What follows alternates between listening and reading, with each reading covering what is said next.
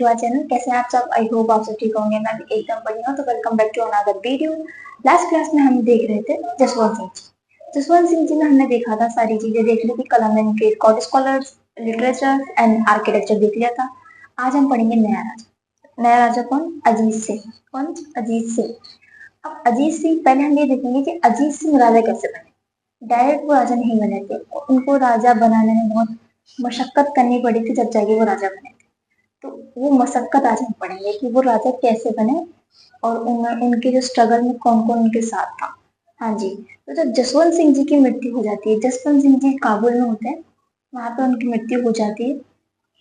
मृत्यु होने के बाद में जब उनको वहां से वापस लाया जाता है, औरंगजेब को ये पता चलता है कि जसवंत सिंह की मृत्यु हो गई और जसवंत सिंह की कोई बेटा नहीं है।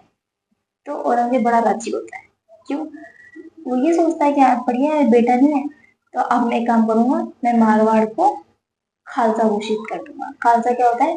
दिल्ली सल्तनत, यानी मुगल एम्पायर के अंडर आ जाएगी वो जगह। उसका जो राजा होगा वो होगा दिल्ली का सुल्तान या आगरा का सुल्तान। तो औरंगजेब बड़ा राजा होता है। लेकिन और जब जसवंत सिंह जी की मृत्यु हो जाती है, उसके एक महीने बाद ही जसवंत सिंह जी के दो बेटे होते हैं। जब जसवंत सिंह जी मरते हैं, उस टाइम पे उनकी दो बीवियां प्रेग्नेंट होती है। एक महीने बाद इनके दो बच्चे होते हैं। बड़े बेटा होता है अजीत सिंह, छोटा बेटा होता है दल सिंह। तो ये बात पता लगती है किसको? औरंगजेब को। बाद में पता लगी थी, पहले सब पता लगती है उन सबको जो उसकी सेना वेना थी। उसमें एक हम नाम पढ़ेंगे, दुर्गादास राठौर।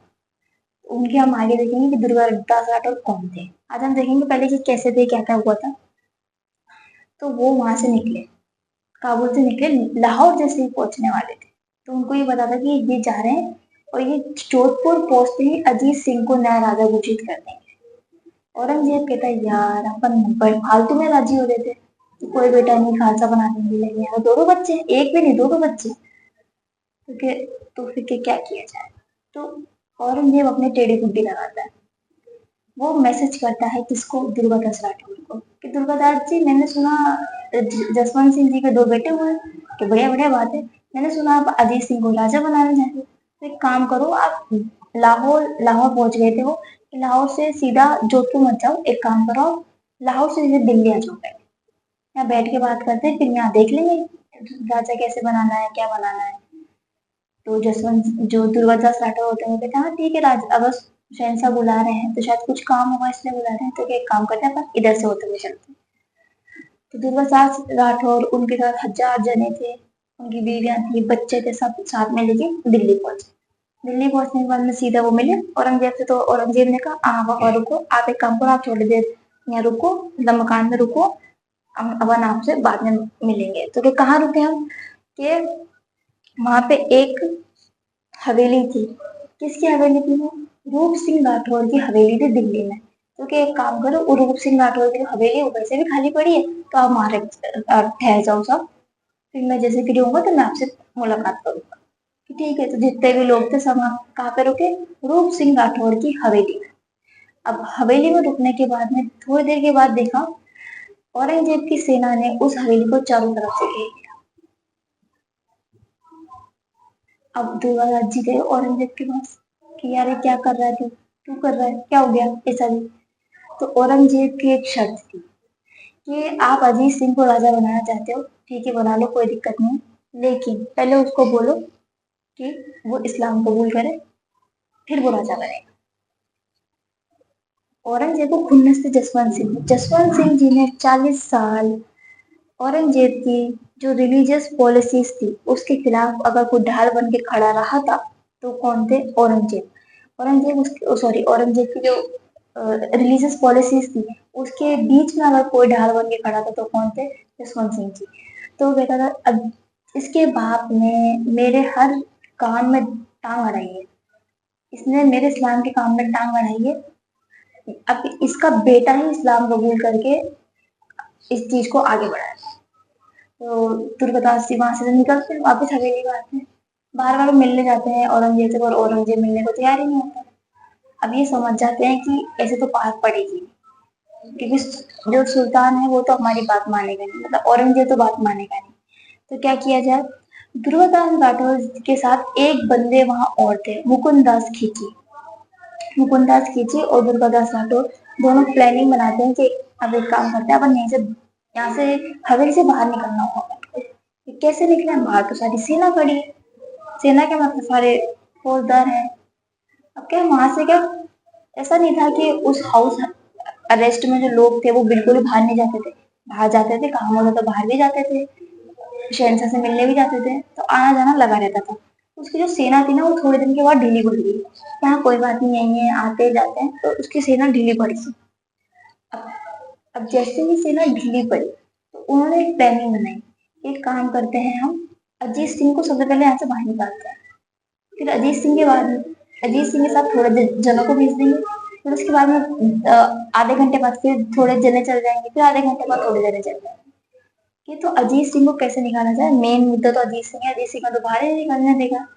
हाँ, अब उस टाइम पे वहां पे एक लेडी थी, गोरा। तो गोरा की एक बेटी थी।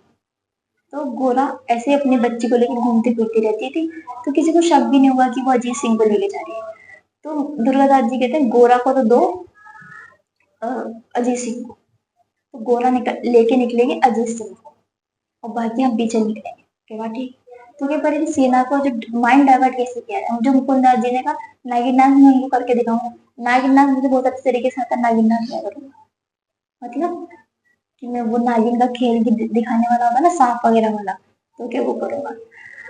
तो मुकुंदास जी निकले थोड़ी देर बाद, तो अपना वो नागिन का खेल वगैरह दिखाते हैं। और इतने फालतू लोग होते हैं बैठे बैठे, जिनके पास कोई काम धाम नहीं होता, वो कहते चलो कुछ काम धाम नहीं, तो खेल ही देख रहे थे। तो सारे जो वहां पे जो सिक्योरिटी गार्ड थे सारे, वो सारे का देखने लगे, खेल देखने लगे।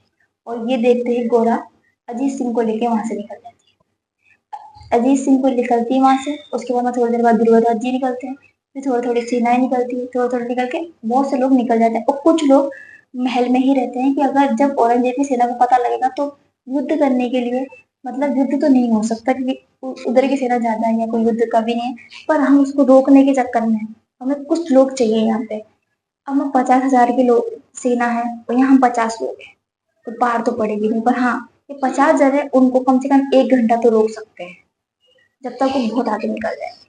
तो कैसे प्लानिंग बनाई कि कुछ लोग 10 किलोमीटर पे रुकेंगे, फिर कुछ लोग 20 किलोमीटर पे लगेंगे, फिर 30 किलोमीटर पे रुकेंगे, फिर 40 किलोमीटर पे, फिर सीधे जाके वहां पहुंचेंगे। कहाँ पे?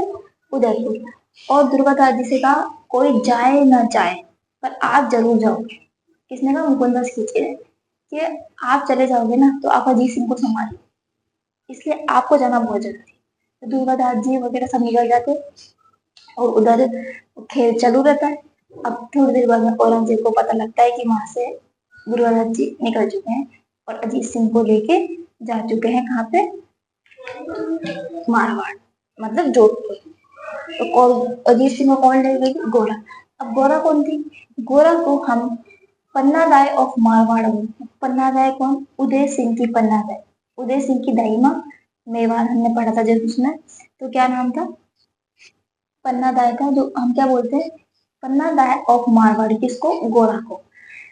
जैसे हमारा राष्ट्रगान है इंडिया का, वैसे ही मारवाड़ का राष्ट्रगान था। उस टाइम मारवाड़ एक अलग एक पूरा स्टेट था, तो उनका जो नेशनल एंथम था मारवाड़ का, वो क्या था? डोसा। क्या था? डोसा। डोसा। इसमें मेंशन करा है किसका नाम? गोरा का नाम। किसका नाम क्या है? गोरा का नाम मेंशन किया है। किसमें? उनके मारवाड़ के राष्ट्रगान। ठीक है, क्या किया है? मारवाड़ का नाम, मारवाड़ सॉरी गोरा का नाम मारवाड़ के नेशनल एंथम में शामिल किया। इसके बाद में हम देखते हैं जो गोरा की छतरी बनी हुई है वो कहाँ बनी हुई है? जोधपुर में है। जोधपुर में छतरी बनी हुई है किसकी? गोरा की। इसके बाद में जो राजस्थान सरकार है, गवर्नमेंट ऑफ राजस्थान है, उन्होंने एक स्कीम चालू करी है। किस नाम से? गोरा के नाम से। उसमें क्या होता है, जो बच्चे ऐसे होते हैं जिनके माँ बाप छोड़ देते हैं या किसी एक्सीडेंटली माँ बाप की मृत्यु हो जाती है, वो बच्चे को जो देखभाल करेंगे, वो देखभाल उसमें रहा, उसमें गोरा के नाम की जो स्कीम है उसमें एक शेल्टर हाउस बनाएंगे। वो बच्चे वहां पे रहेंगे और उनका वहां पालन पोषण हो। उस स्कीम का क्या नाम है, गोरा। किसने चालू करी थी, गवर्नमेंट ऑफ राजस्थान ने। तो ये सब होता है। अब ध्रुवताज जी लेके निकलते हैं अजीत सिंह को, कहाँ पहुंच जाते हैं, जोधपुर जाने वाले होते हैं। और उसके बीच में ही वो उनको लेके लेके रुकते हैं, कहाँ पे, सिरोही में एक जगह पड़ती है, कलिंद्री। कहाँ पे जगह पड़ती है, कलिंद्री। कहाँ पे पड़ती है, सिरोही में पड़ती है। यहाँ पे ध्रुवदास जी लेके रुके थे किसको, अजीत सिंह को। और किसके हाउस में रुके थे, किसके हाउस में रुके थे, ये देखते हैं हम। जयदेव पुरोहित, जयदेव इसके उसमें रुके थे, जयदेव पुरोहित के उसमें रुके थे। जयदेव पुरोहित के घर में रुके थे, किसको लेके, अजीत सिंह को लेके। कौन रुका था, ध्रुवदास राठौर। कहाँ पे रुके थे, सिरोही में। उस जगह का क्या नाम था, कलिंद्री। इसके आगे हम पढ़ेंगे कल। आज हमने क्या क्या देखा, और मैंने ये जब अजीत सिंह को लेके निकले थे तब मैंने बताया था दो बेटे थे उनके, एक तो नाम अजीत सिंह, एक दल थमन। दल थमन की उस हवेली में ही मृत्यु हो जाती है, वीकनेस की वजह से खाना पीना ढंग से नहीं खा पाता था भगवान जाने, पर वहीं पे उसकी मृत्यु हो जाती है, किसकी, दल थमन की। तो अब एक ही बच्चा बचता है जसवंत सिंह का, कौन, अजीत सिंह। बाकी उसकी तो मृत्यु हो जाती है। तो आज हमने क्या पढ़ा, अजीत सिंह में कैसे वो राजा बने थे। अभी हमने आधी स्टोरी देखी, आधी स्टोरी हम कल देखेंगे। तो बस वीडियो अगर आपको अच्छी लगी तो लाइक कीजिएगा, शेयर कीजिएगा, कमेंट कीजिएगा, subscribe to our YouTube channel which study with Himanshu. मिलेंगे कल नेक्स्ट वीडियो में। बाय।